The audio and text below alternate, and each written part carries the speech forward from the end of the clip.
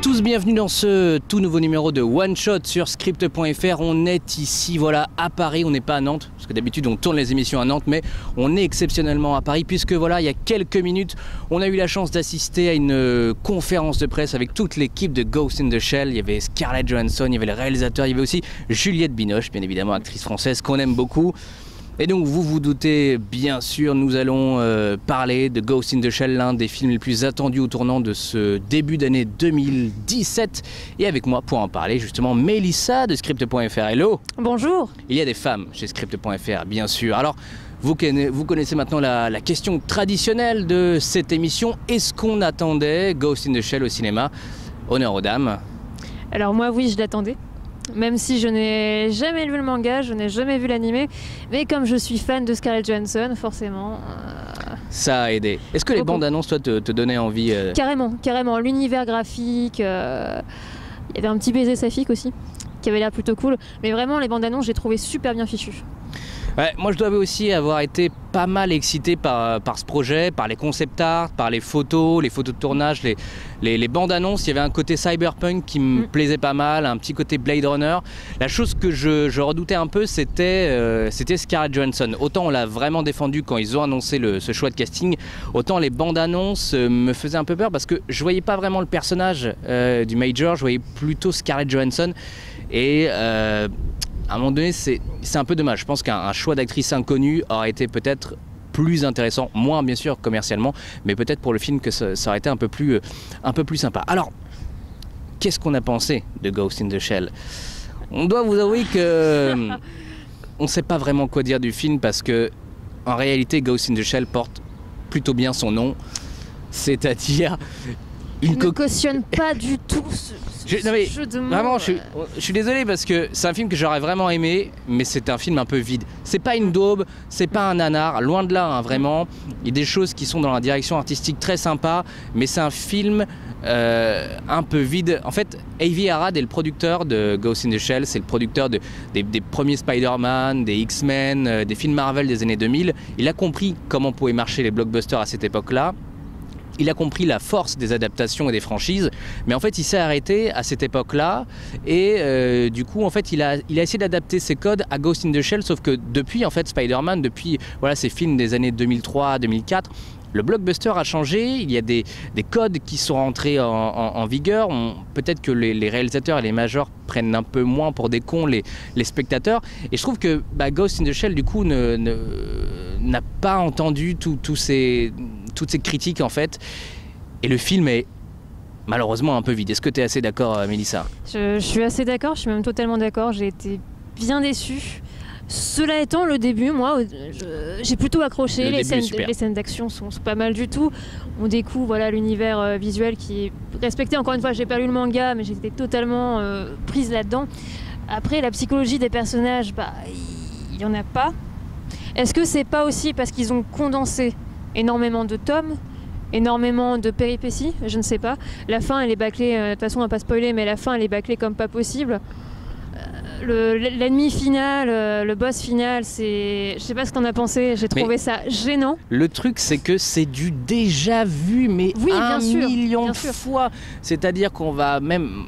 Le personnage de Michael Pitt, par exemple, qui est vraiment un acteur que j'apprécie, il est hyper caricatural, sans déconner, on dirait le Docteur Doom dans le dernier 4 Fantastique, et en fait c'est un méchant mais qui s'avère pas finalement si méchant que ça, et finalement en fait il y a un salopard, voilà, dans un salopard qui essaye de gagner quelques sous, qui veut gérer son délire et son business, et voilà, enfin, je trouve que c'est, malheureusement, il faut tout de même... Bon, voilà, moi j'ai pas voulu voir l'animé, j'ai pas voulu le revoir avant cette adaptation-là, justement pour pas jouer à cet exercice du comparatif qui, à mon sens, est un peu parfois débile. Sauf que malheureusement, Ghost in the Shell, à l'époque où le film est sorti, il apportait beaucoup de choses sur la musique, sur la conception qu'on peut avoir d'un film d'animation, sur le manga, etc. Alors, on ne demandait pas que le film live soit tout aussi puissant, mais tout de même qu'il ait une dimension un peu plus profonde quand même. Il y a des thèmes qui sont importants, qui sont construits, qui sont forts dans l'animé. Et dans le film, on n'a pas du tout ça. On est dans du pur blockbuster et dans du blockbuster très très simpliste, avec des facilités, parfois scénaristiques qui font un peu peur aujourd'hui, je trouve, en 2017, d'autant plus sur un film Ghost in the Shell. C'est ça, il y a beaucoup de raccourcis. Et tu disais tout à l'heure que c'était un petit peu dépassé.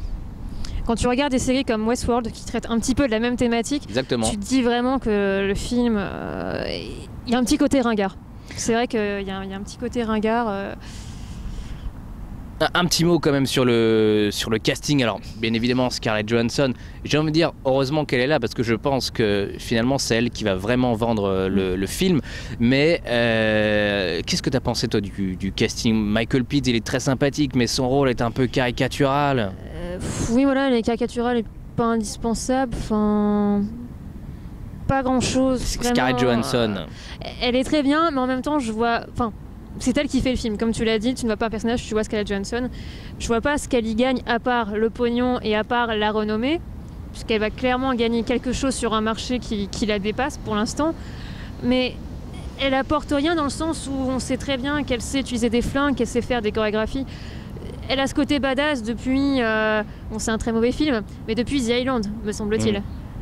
Donc là-dessus, il n'y a pas, elle déçoit pas, mais en même temps, on se dit pas ça c'est une performance. Ce que les bandes annonces, pourtant, me laissaient présager. Moi, ce que j'avais beaucoup aimé dans les bandes annonces, justement, c'était le côté très esthétique en fait du film.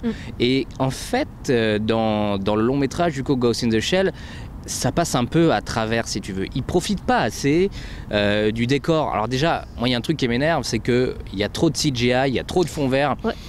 C'est un peu embarrassant, surtout quand J.J. Abrams avec le Star Wars Force Awakens justement use de vrais décors, quand Denis Villeneuve sur le prochain Blade Runner use de vrais décors, quand tu vois trop de CGI alors qu'on est dans une époque où justement on s'est remis un peu en question, ça fait un peu mal. C'est là où justement je dis que le film est à 10 ou 15 ans de retard et parfois les décors, les bagnoles et tout, même si on est dans un univers de cyberpunk, on est quasiment dans du jeu vidéo et ça m'embête vraiment. Tu vois, moi ça m'a pas trop dérangé ce côté-là. J'en avais conscience, mais je suis pas poussée technique, donc ça m'a pas dérangé. Le côté ringard, c'est vraiment la simplification, tu sais, le schéma, les péripéties avec le petit élément disruptif, élément de résolution avec le big boss final. C'est ça qui m'a dérangé. Mais non, sur le décor, moi. Et du coup, quels seraient peut-être les points positifs que tu pourrais garder de Ghost in the Shell? C'est pas facile. C'est pas facile parce que j'ai regardé quand même plusieurs fois ma montre pendant le film, ce qui est tout de même gênant, encore une fois. Moi, je l'ai pas fait. Les points positifs, en même temps, c'est compliqué parce que c'est pas un bon film et c'est pas un mauvais film. Qu'est-ce qu'il y a à regarder? Je me contredis peut-être, mais la prestation de Scarlett, voilà. Après, est-ce que j'aurais été voir le film sans Scarlett? Je suis pas sûre. Tu vois. C'est assez... Ce qui est assez dingue, c'est qu'en général, on vous conseille tout de même d'aller voir le film au cinéma pour vous faire votre avis, d'autant quand c'est un blockbuster, parce que ce sont des produits construits pour être vus sur grand écran. Et là où je vous conseille tout de même d'aller voir Ghost in the Shell pour vous faire votre avis, c'est important, je vous conseille pas forcément en fait, d'aller le voir au cinéma. C'est-à-dire que si vous le voyez sur un bon écran de télé, je trouve que ça suffira parce que, encore une fois, même tu vois, l'aspect visuel, ils l'ont pas utilisé à fond. Ils vont rater la splendide 3D. Voilà, c'est ironique. T'es curieuse. Elle sert à faire quelques petites choses en profondeur, mais c'est... Enfin bon, c'était frustrant, alors que comme tu le disais, le début du film était pas mal. J'ai bien aimé même le générique qui fait un peu transition entre un univers animé et un univers live. La première scène d'action, en fait, qu'on voit dans la bande-annonce, qui a été survendue, elle est excellente. Il y a plein de bonnes idées, pareil, en direction artistique. Scarlett Johansson, elle a un petit côté Angelina Jolie, Tom Rider avec du flingue et tout, c'est plutôt prenant. Et après en fait ça tombe assez vite effectivement comme tu le dis dans le côté un peu ringard et on s'en excuse vraiment parce qu'on aurait vraiment aimé adorer Ghost in the Shell. Un dernier mot peut-être, est-ce que tu conseilles aux spectateurs qui nous regardent d'aller voir Ghost in the Shell au cinéma? Quand même, s'ils sont curieux, déjà si c'était fans de l'animé et du manga, oui. S'ils sont fans de Scarlett aussi. Parce qu'encore une fois, c'est super compliqué parce que j'ai pas détesté le film. Je suis déçue, forcément. Je l'ai pas adoré. Mais quand même, allez le voir. Après, je ne dis pas que c'est un chef-d'œuvre, mais moi, je suis pas aussi catégorique que toi. Je pense que c'est une expérience. Ah ouais, une expérience. Une expérience. Une expérience dans le sens où l'être humain peut voir à quel point il peut être déçu. Putain, elle est pire que moi, c'est horrible. Non mais voilà, vous pouvez aussi aller voir peut-être quelques films français sinon, si vous voulez être déçus. Mais bon, écoutez, faites-vous votre avis, c'est le plus important. Le petit conseil, évitez de revoir l'animé avant. Je pense que c'est une connerie. Allez le voir après, si vous l'avez jamais vu, découvrez-le parce que c'est un chef-d'œuvre vraiment de l'animation et c'est un film très intelligent. L'adaptation animée, hein, pas le live. Voilà. Dernier mot à dire, non, rien du tout. Est-ce que tu penses qu'il y a des chances que Scarlett voit cette vidéo? Je ne crois pas. Mais par contre, vous pouvez voir notre vidéo qu'on a tournée à l'occasion de la conférence de presse. Oh là, il y a du vent, c'est la tempête. C'est les studios qui ont entendu nos avis. C'est une catastrophe. Voilà, n'hésitez pas à regarder la vidéo conférence de presse avec tout le casting. Michael Pitt, encore une fois, Juliette Binoche, le réalisateur, Scarlett Johansson. Et on se retrouve très bientôt pour une nouvelle émission de One Shot sur Script.fr. Mélissa, merci. Je t'en prie, c'était un plaisir. À bientôt, j'espère. À très bientôt. Salut, ciao.